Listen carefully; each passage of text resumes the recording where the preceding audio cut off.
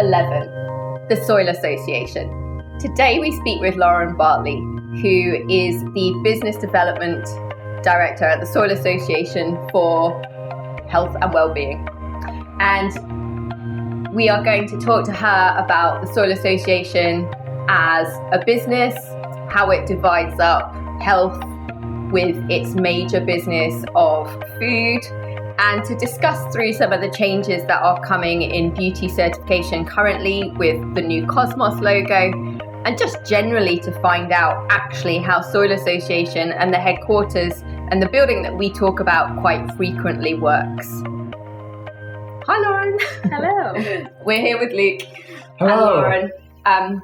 And we have been having a roundtable meeting this morning discussing an idea that is literally completely at idea stage, but right up our tree, because it's about actually having a certification badge for spas. How did you feel the meeting went?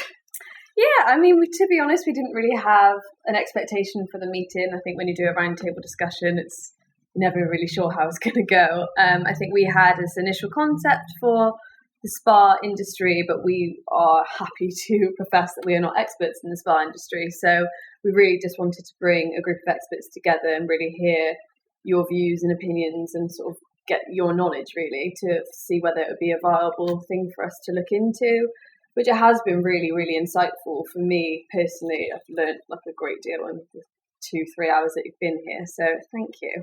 And it's based on an idea called Organic Served Here, which we've actually already launched, which is for cafes who want to get a badge about the fact that they serve organic food.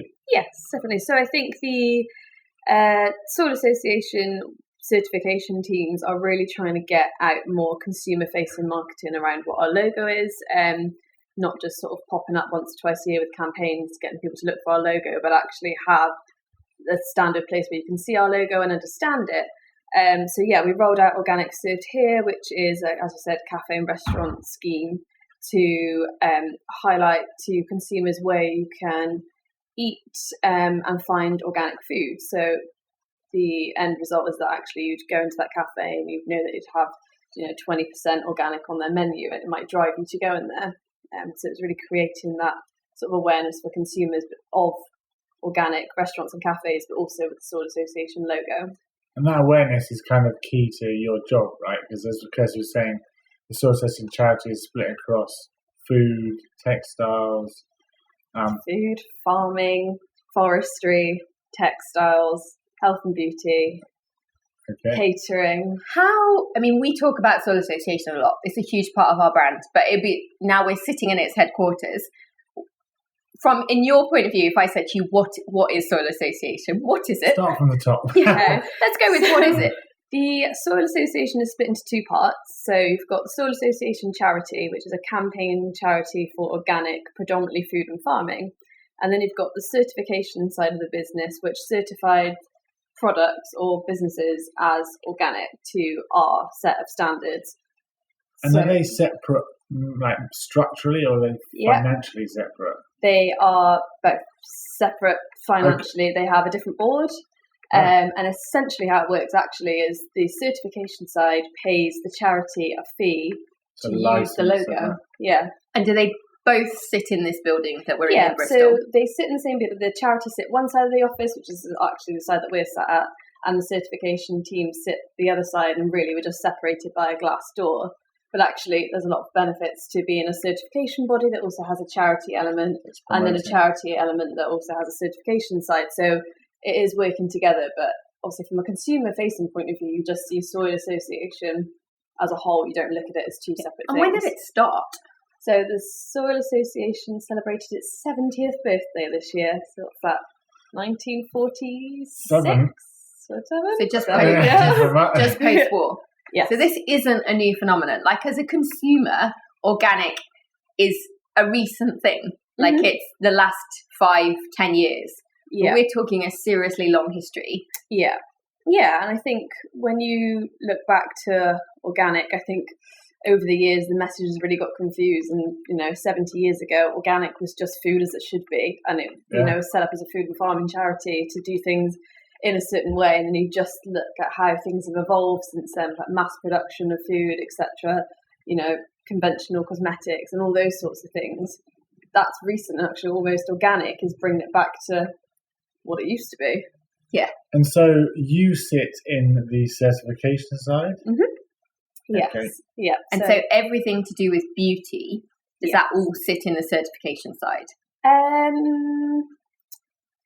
Yes, it does. Yes. So within the health and beauty team, so to speak, you've got me as a business development point of view. You've got 2 certification officers that certify brands and businesses to our standards. You've got an in-house chemist who works part-time to review the non-organic ingredients that go into some cosmetics. Yep.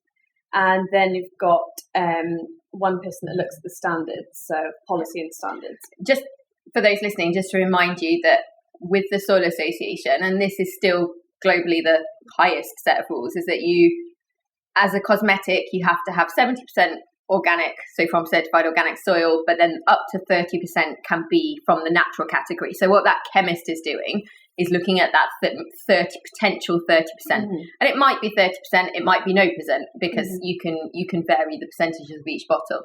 So they're checking that they genuinely are natural and whether there's any risks or issues within those bits. Yeah. And how long, I mean, obviously this was food, it was farming. How long has beauty been in the mix? So health and beauty and well-being, sorry. So our standards were created in 2002 to address the absence of legislation around organic cosmetics. So could say relatively new. I mean, the organic industry in general for cosmetics is relatively new. So and we've talked about this before, because obviously the food standards are set by European regulation. Mm-hmm. There isn't such a thing in beauty. So obviously the Soil Association decided we're out there championing organic, championing the fact that people should be, looking at their ingredients, etc. But there isn't a standard, and so you created it. And so that is what we applied to. And since 2002, the EU have still not made a fixed directive on what to do with cosmetics, have they? No. With regards to organic. So essentially there is still no EU governmental-led authority, and so for the UK, you essentially are that authority. Yeah. And if you want to have a certified organic bottle in the UK, you need to come to you. Pretty much, yeah. Us or another certification body that does a similar job. We have noticed that there are working groups now sort of looking into legislation around organic cosmetics, but they're in very initial stages, and they're just trying to gauge why we exist, to be honest, and drawing from our knowledge of why we exist, what our standards are, and trying to see if there's something there to create some sort of regulation, which there absolutely should be regulation. Yeah. It's quite frankly shocking that there isn't. It would be a game changer, I think. I had a friend around yesterday that I haven't seen for a long time, and we were talking about, she said to me, she's like, I don't understand, how do you make a beauty product? And I was talking her through the stages and the testing you have to have, but the testing that you don't have to have, which is the terrifying bit, that you don't have to have kind of full dermatological testing. You don't have to test to be organic. You can just say you are. It is quite mesmerizing what you are allowed to do and how much mistruth there is in an industry which is meant to be about beautiful things. Yeah. It's just a very unbeautiful side to the beauty industry. Hashtag are you being misled? Yeah. Come clean about beauty. Come clean about beauty, people. That is what we're going to be chanting. And so currently, when you come to Soil Association to get a beauty product stamped, you can only get an organic badge. Well, I say currently. If we were talking up until like December 2016. But it is just changed. And for the whole time I've been involved in organic, there's always been wittering that a group of EU countries would get their badges together and we'd try and make one concise badge so that people understood what was going on. And to some degree that has just happened in essence. So that's what I wanted to ask you about next. So what we are going to have to start doing for all our spas, our therapists, but also the people using it, is going to have to start educating them on the fact that the badge is going to change slightly. What's happening? So in 2009, we as Soil Association, got together with 4 other certification bodies that are based in the EU. So that's EcoCert in France, BDIH in Germany, ICEA in Italy, and Cosmebio, who are also French. Yes. And we decided that actually there are so many certification bodies out there that are essentially trying to do the same thing, which is to do a really good thing. And so we, after 9 years of conversation, had decided to do this together and launch this standard called Cosmos, which is the Cosmetic Organic Standard. And so it basically means that whether you're shopping in the UK or you're shopping in France or Germany and you see certification, it means that all those certification bodies are certifying to the same standard. So it all means the same thing and almost creates a level playing field. And does it only cover those countries, or is it cover Europe in general, just wherever anyone's using the mark? It is, so it's for certification bodies that almost want to be involved in it, and we would encourage that all certification bodies would join and sort of, and have any more joined. Yes, so Control Union, who are worldwide, and the Australian certification body, and I can never remember their name, which is terrible. ACO? Yeah, ACO. They have joined, and then we've had a few others that have come through as well. So that really does then become a unifying mark. Yeah, and it was designed to be an international harmonised standard, and I think a lot of people get confused because it was set up by European bodies that they think that it's a European standard, but actually no, it has the potential to be an international standard to still address the lack of regulation. And why its name? Do you know why it was called Cosmos? Cosmos, no idea, just Cosmetic Organic Standard. But aside from that... And would someone like the USDA ever want to get involved? Could they? So the USDA is the American version of Soil Association. Yes, so their standards... There's a look on Lauren's face. Their standards for cosmetics are considerably lower than Cosmos, so actually it would be a big move for them if they were to go for Cosmos and certify to that standard, but we obviously would encourage that they do that. Yeah. Okay. But the dream is essentially everyone comes under Cosmos, so that the consumer has some sort of clue as to what is going on out there. Yeah, definitely. And then the other distinct difference with it is that it's being split in two, isn't it? Mm-hmm. So you can now get a Cosmos organic badge, and you can also get a Cosmos natural badge. Yeah. Now, originally, when this was all first talked about, I thought that the Soil Association badge disappeared, and we just got the Cosmos organic. Was that ever the plan, or have I just made that up? No, it was never the plan. I just made it up. I don't think maybe perhaps it's been that clear. When you say you're moving over to a new standard and it's called Cosmos, you assume that if you're not certifying Soil Association standards anymore, then the Soil Association element disappears. But actually, no. So it is, the way they talk about it is actually it's a Cosmos signature. So you still have the Soil Association logo and then this Cosmos signature underneath to almost symbolise that actually Soil Association certifies to this standard, and you'd have that across the board. So what will happen on our bottles is we'll still have the Soil Association with what I now know is called the pants symbol in the middle as the internal Soil Association office, but underneath it will now say Cosmos Organic. Equivalently, we could make a bottle and have not as high percentage, not a 70% organic percentage, and fit into a natural category. And I could get a Soil Association badge and it could say Cosmos Natural. Yes, although the symbols are different. So it wouldn't have the Soil Association pants. It's an N, not the Soil Association because obviously symbol. It doesn't meet the Soil Association organic standards. No, and what we've kind of realised is actually that the infinity symbol or the pants, or the Soil Association symbol, whatever you want to say it, is synonymous with organic. And actually to have a natural certification, it almost muddies the waters. You're diluting that. Yeah, you need to be really clear that actually there is a difference between organic and natural. I think as licensees, which is what we're referred to as the brands, I think that we'd all kind of missed it slightly, what was occurring. And then in the last few months, led by Paul at Herb Pharmacy, there has been somewhat of a licensee backlash, hasn't there? And Lauren has been having to stand at the forefront of it. And it really is, our worry is that obviously when you choose to do the organic route, you're making every single ingredient decision is more expensive.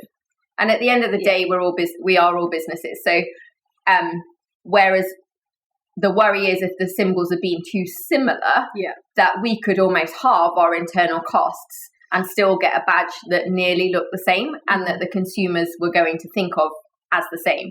So you guys have been drawing and drawn lots of different new ones.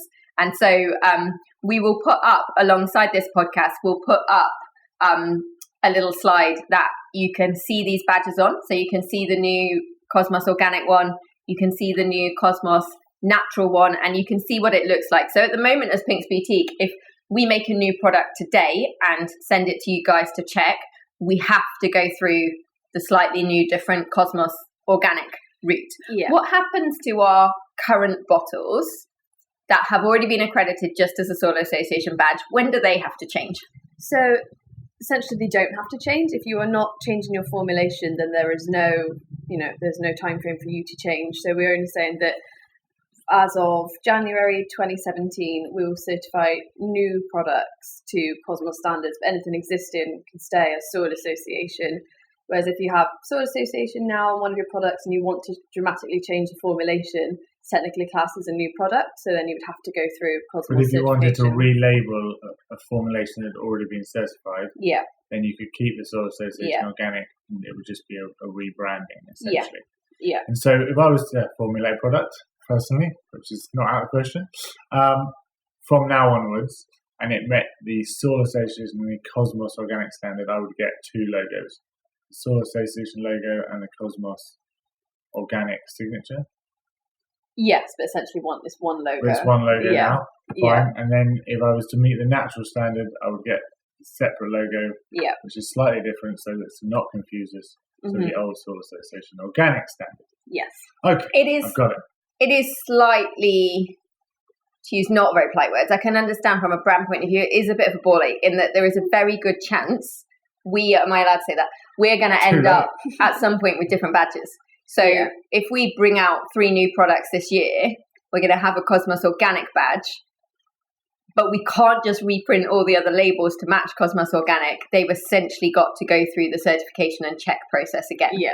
And there is a chance that actually, because the standards are slightly different, that actually we might have to tweak things and change things. So it almost is like you're reformulating again, potentially. And there have been a few brands that have had those challenges, haven't there?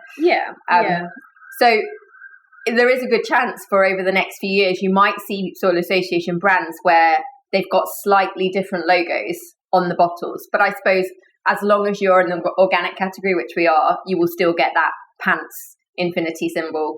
It might just have different words with it. And I suppose, again, from our point of view, that's just going to be a new education piece.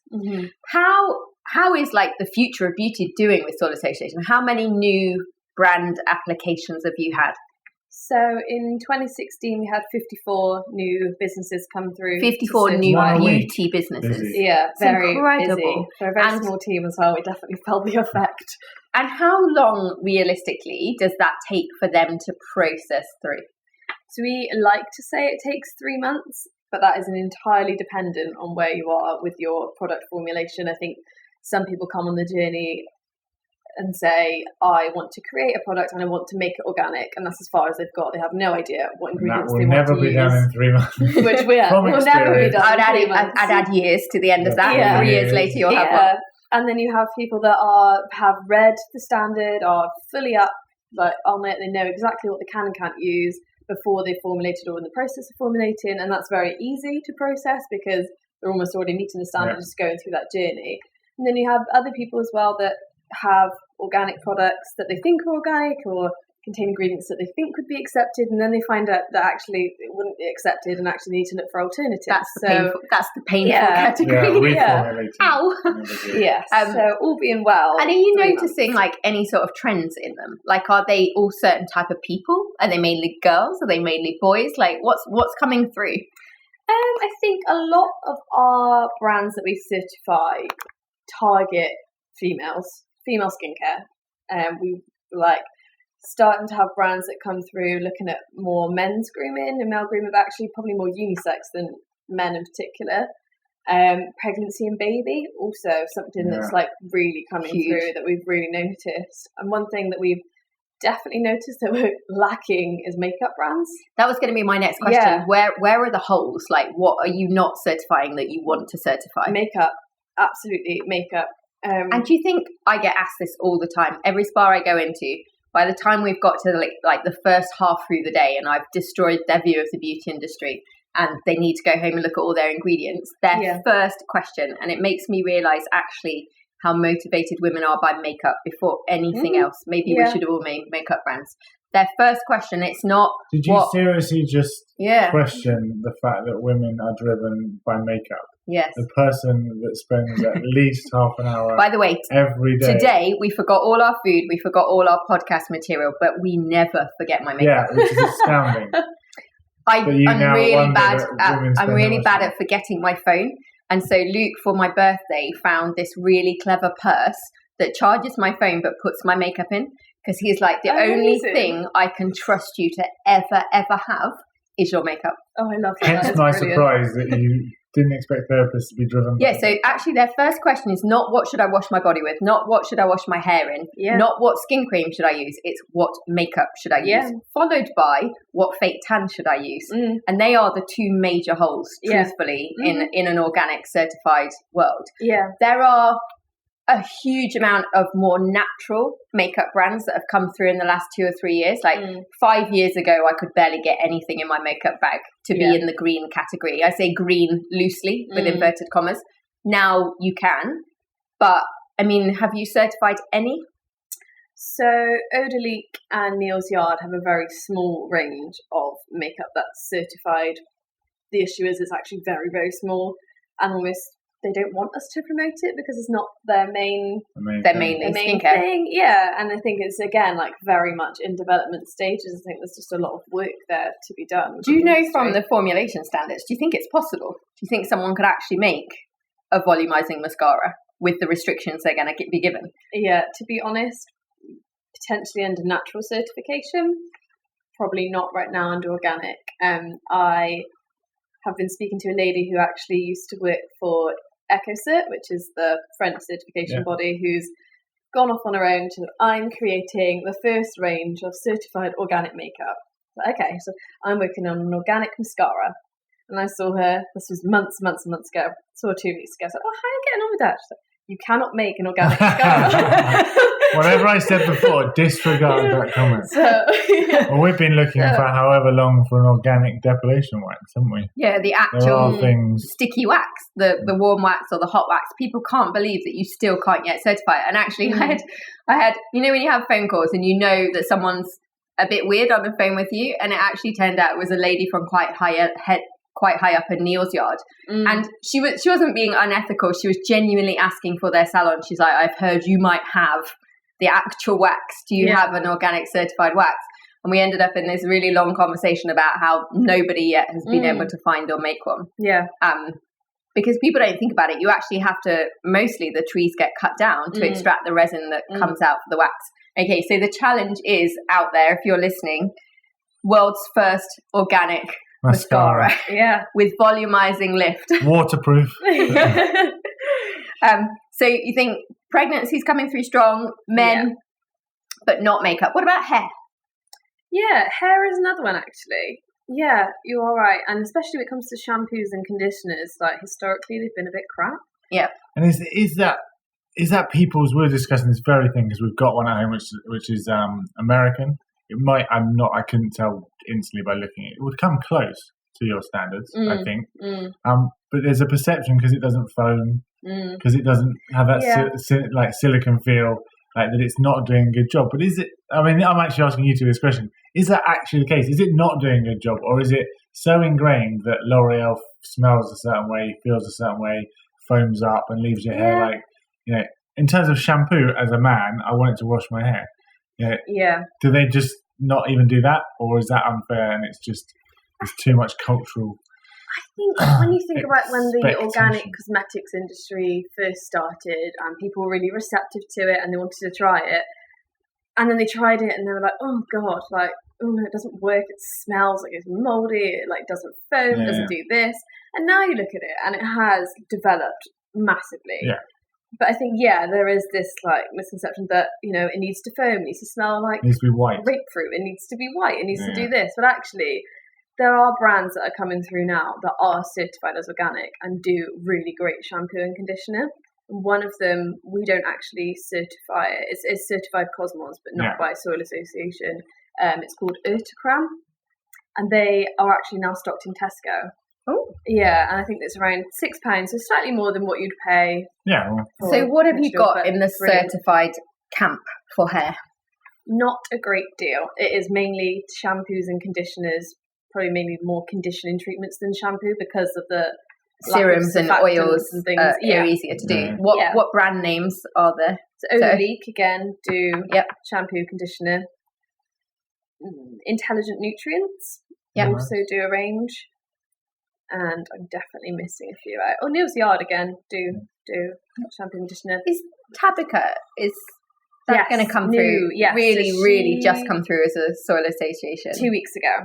Yeah. I saw the Instagram post. Yes. Cool. Am I pronouncing it correctly? Yeah. Tabitha James. Yes, it is. Yeah. So 2 weeks ago certified. So I haven't yet to try the product. So. Yeah, I had it on my list. I'm going to send her an email and see if she'd like a cleanser in the exchange to try a shampoo. And going back to your question of do they work, I don't have an answer. I really want to say yes, it does, and it's just cultural. But in honesty, shampoo is one where, and it's possibly because I've got quite difficult hair, as in I've got a lot of hair and it's quite dry. Sometimes I actually still don't feel that they do work, even if I ignore the bubbling. I just can't seem to get them coated through my hair. Obviously children don't get a choice because we decide what they wash their hair in, but Layla's hair that we washed in the organic stuff the other day was clean and fine, but then she went to the hairdresser on Monday who wasn't organic, and her hair still looks amazing on Thursday. So it's a trade-off. I mean, that's the challenge, I think, with the hair. It feels like a trade-off. Whereas with organic beauty, it's not. It's as good. And this is why, we have actually made shampoos, but we've never launched them. And this is my worry with makeup as well, is that it still feels like a bit of a compromise. It feels like your ethics are winning over results. Whereas the thing that I think is incredible about skincare is that is not true. You can get equivalent results, if not better. And that's, I think, probably why if you look down your list of licensee Soil Association brands, why most of us are skincare. Yeah. And talking about that growth, are there any big brands going sort of backwards and thinking, wow, we've got this great range of, so we say synthetic products, but organics where it's at, and they're retrofitting stuff, or is it generally just new brands coming to market? Unilever, I suppose, tend to just buy up organic brands as opposed to make their own. Not really, to be honest. It is probably like smaller brands coming through to almost do the right thing, get certified, create organic ranges and things, rather than big brands coming through add an organic range. But actually, I think with a lot of the campaign work that we're doing this year and the demand for organic and natural cosmetics anyway, and I think if the way that trajectory is going, if we can get that certification message almost run in parallel, then these bigger brands probably aren't going to have a choice. They're going to have to consider certification and doing organic or natural and doing it the right way if the consumer demand is there. It's a funny one. Someone said to us a few weeks ago that there are rumours that Unilever are about to get very seriously involved in organic. And they were like, oh, well, that's terrible for you. And I was like, not really. It possibly proves our point. Like, they will have the marketing and budget to spread the message much more quickly than we all will. And in some ways, that actually might massively help. Yeah. The downside will be if they're not doing it properly. Definitely. So it's got to be them doing it with a real organic brand. Yeah. But it'll be quite interesting to see, because there are becoming a few organic brands now that are relatively sizable. Yeah. If I was sitting in the Unilever camp, I'd be watching. Definitely, yeah. And then from a P&G or whoever else, the big ones. Yeah. And then from a Soil Association point of view, we are actually in conversations with a lot of these bigger retailers and bigger players in the market to sort of say, this is what we're about, this is what we're doing this campaign work, we're also doing this, and sort of creating that awareness of actually maybe you should look out for certification who we are. It's still amazing that if you mentally think about being in most beauty department stores, there are nearly zero. Yeah. So if you stand in John Lewis, that's probably the only one. You can get Neal's Yard. Yeah. You can get Dr. Hauschka. But most of the rest of them, like if you were standing in Debenhams or you've got no real certified beauty option. Yeah. Which is quite interesting. So that's the challenge. Yeah, and it is a real challenge. We discussed this when we went into the John Lewis spas because we were asked by their head office why we had not approached the main beauty self-serve. And we were saying that what would happen if we were standing on the normal department floor telling people our truths and handing out our little cards with avoid this ingredient, this ingredient, this ingredient, and then they walk up to the Clinique or the Les Earles or any Estee Lauder or L'Oreal stand and present that. Like, you're going to cause chaos. Yeah. It'll be a week before they throw you out. Definitely. Yeah. And I mean, we spoke with a major high street retailer around organic and sort of approached them really to sort of say, like, your beauty department, like, what is it doing? And they called us in for a meeting. It's within their like CSR to look at these sorts of things. So it was a good opportunity to talk about it. And they actually probably gave us some perspective on it and actually sort of said, you know, we'd love to stock certified brands and we'd love to create a range of products that are certified, but what we don't want to do is have certified or nothing. And actually these two brands, two, you know, different worlds, would have to sit side by side. And actually we can't have you as a soil association going out and campaigning for all of these things, and then you walk into one of our stores and we've got certified over non-certified or non-organic or natural. Like, it needs to be a happy medium. Like, what we need to kind of understand from you as a soil association is actually, if we did stock soil association approved brands, that wouldn't be the only type of brands that we could stock. Yeah. So it was interesting. And also that they're not in a difficult they're position. not going to cause chaos to the non-certified organic brands by revealing what rubbish they actually have in their very expensive bottles. It's this is, I always say, this is our $64 million question. I get asked, they're like, how big can an organic brand get globally? Yeah. Because there is a might of Estee Lauder and L'Oreal that are you ever going to get past? And even, would they even want to buy you? Because if they bought you, you're still saying such terrible things about their other brands that produce billions of pounds. Yeah. Which is probably why the world of online and places like Naturismo do so well. Yeah, definitely. Because they don't have to worry about offending the brand that's over the aisle. They can say exactly what they like and or why we've discussed that if you did go to retail, you'd probably do it with your own salons, spas and stores. Yeah. Because then you can say what you like. Well, which is what Neal's Yard have essentially done. I mean, yeah, it's so interesting. There we go. It is interesting times. We will see. Watch this space.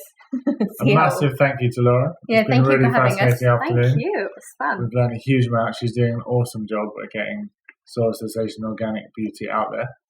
I'm very excited about the upcoming campaign, having moved Organic Beauty Week to May and having a good lead-in. Yep. And it was really lovely to see inside the headquarters. I think one of the things, and we just we have a Facebook Live recorded this as well, is actually how vast and big it is.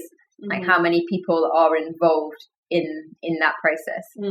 So when you see it on your loaf of bread or your little beauty bottle, there is a whole team of 120 people sitting in Bristol making it happen. Yes. But no, thank you ever so much for joining us, Lauren. Thank you very much. Thank you to the Soil Association for hosting us. And we're looking forward to Organic Beauty Week. And thanks for listening. We look forward to seeing you soon in our next podcast. Have a great day.